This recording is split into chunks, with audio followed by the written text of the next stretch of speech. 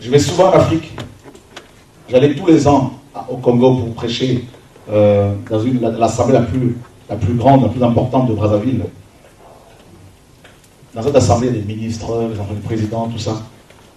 Ce pasteur est franc-maçon. Le pasteur est franc-maçon. Il y a une loge à Brazzaville pour les pasteurs. Voyez, Satan est ainsi. Combien de chrétiens n'ont-ils pas des visions où ils voient dans leurs assemblées, il y a des sorciers qui dirigent, c'est le système catholique. Il y en a plein. Priez que Dieu vous ouvre les yeux, priez. Faites cette nuit, allez prier à la maison. Dites à Dieu, Seigneur, montre-moi l'état de mon assemblée. Si elle est de Dieu, Dieu vous montrera des bonnes choses. Pas de problème.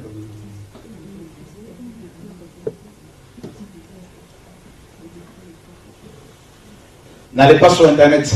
N'allez pas consulter un prophète. Parlez à Dieu chez vous. D'accord? Paul a dit, il va s'asseoir dans le temple de Dieu, se proclamant lui-même Dieu. Et des chrétiens vont l'adorer. Croyant adorer Dieu. La plupart des musiciens chrétiens qui chantent là, ils ne prient pas. Ils ne méditent pas la parole. Je dis des choses que je connais. Je côtoie ce monde-là. Je vous dis, quand je finissais de prêcher à Brazzaville, quand j'arrivais là-bas, on m'envoyait un billet Air France. J'arrivais, j'avais un colonel venait me chercher à l'aéroport, j'avais un appartement climatisé, j'avais un 4x4 climatisé, j'avais une femme pour s'occuper de mes vêtements. Voilà comment ça se passe dans le système. J'avais un chauffeur. À midi, j'avais 10 plats différents, préparés par l'ex-femme du président. Le soir, 12 plats différents. Une semaine après le programme, j'avais une enveloppe de 7 000 € en liquide.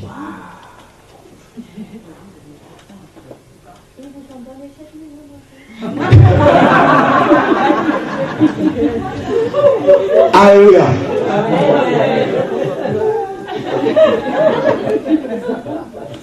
Tu vois, non? C'est pour cela que quand Dieu me demande de dénoncer ces choses, mais je sors de là moi-même. Donc je parle de choses que je connais. C'est pour cela que beaucoup parmi eux me disent, non, il ne faut pas trop parler, il faut faire attention, tout, arrête.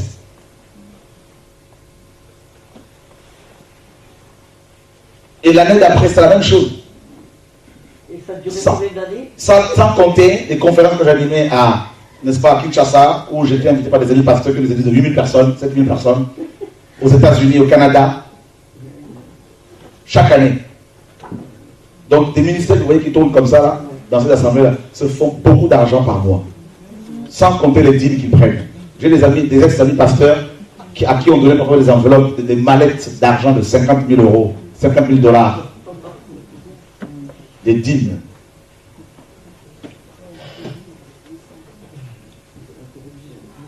Voilà. C'est Satan. On cherche Satan ici et là. Satan, vous savez où se trouve? Dans la majorité dans la chrétienté actuelle. Voilà. C'est pour cela, sur les 7 églises d'Apocalypse, il y en a seulement 2 qui sont potables. 5 sont pourris. Sur les 4 terrains, il y en a combien qui sont fertiles? Un seul. Dans la parole du Seigneur. C'est écrit, c'est pas. Vous allez dire, mais ce monsieur exagère, mais frère, je ne fais que dire ce que tu écris.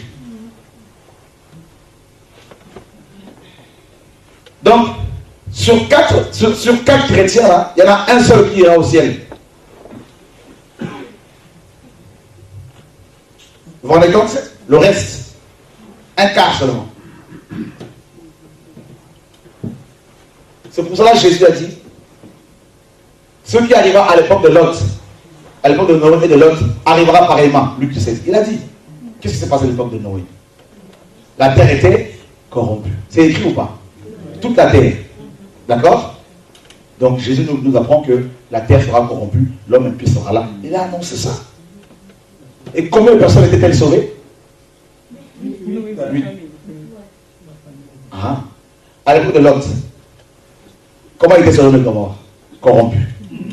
Combien de personnes étaient-elles sauvées? 3. Ah. Un quart de chrétiens.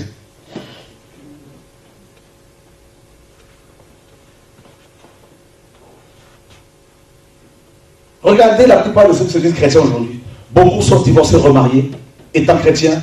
Beaucoup vivent en concubinage, ils ne sont même pas mariés, ces femmes vont coucher avec leurs maris, leurs hommes, sans mariage. Il y en a, ils vont vous dire, non, pour les Africains, on a fait seulement la dot. Ils n'ont jamais été à la mairie. Et ça chante dans les chorales. Parce qu'ils soutiennent financièrement l'œuvre, on ne peut pas leur dire la vérité.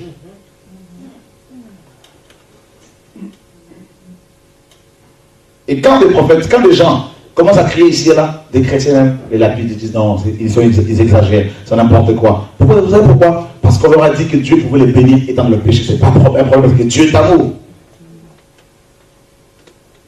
Qu'est-ce qui peut se passer dans les prochains jours? Eh bien, c'est la persécution. C'est la persécution. Vous savez Kakou Sovereign, qui l'a connu, Kakou Sovereign? Ce prophète ivoirien. Vous savez comment il est décédé? C'est ce qu'on vous a fait croire. Il a fait quand il a après son accident, il n'était pas mort. Des pasteurs ivoiriens, ils ont fait une coalition, ils ont mandaté, ils ont corrompu le médecin qui s'occupait de lui et il lui a injecté du formol dans le cœur avec une seringue directement. Et ce médecin ne pouvait plus dormir, il était tourmenté, il a appelé une femme prophétesse pour avouer ce péché et cette femme qui habite à Londres, une ivoirienne, m'a appelé pour me raconter comment ça s'est passé. Pourquoi? Parce qu'il dénonçait, parce qu'il condamnait le Satan, il rejetait Babylone, parce qu'il allait à contre-courant, contre-vent. Il dérangeait. Voilà ce qui va se passer. La persécution de plus en plus. C'est pas nouveau.